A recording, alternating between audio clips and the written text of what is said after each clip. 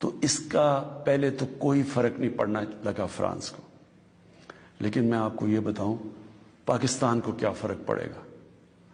سب سے بڑا فرق یہ پڑے گا ہمارے ملک کو کہ بڑی مشکلوں سے ہماری معیشت اٹھ رہی ہے۔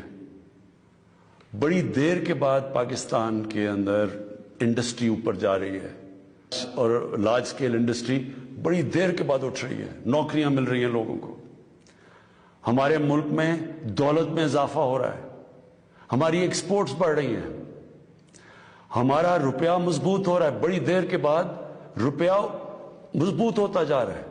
جب روپیہ اوپر جاتا ہے تو مثلا پیٹرول اور ڈیزل سستا کیا ہے، باہر کی جو چیزیں ہم اگاتے ہیں وہ سستی ہونی شروع ہو گئی ہیں۔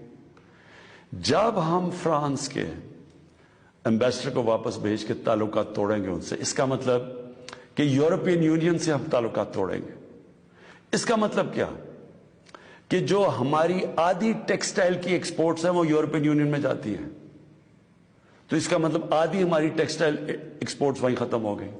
اس کا مطلب بے روزگاری، فیکٹریاں بند ہو جائیں گی، اور اس کے آگے کیونکہ آدھی ہماری مین ایکسپورٹ ٹیکسٹائل ہے، جب ٹیکسٹائل آدھی رہ جائے گی ایکسپورٹ، ہمارے روپے کے اوپر پریشر پڑے گا، روپیہ گرے گا، مہنگائی بڑھے گی، غربت بڑھے گی، تو نقصان ہمیں ہوگا، فرانس کو کوئی نقصان نہیں ہونے لگا۔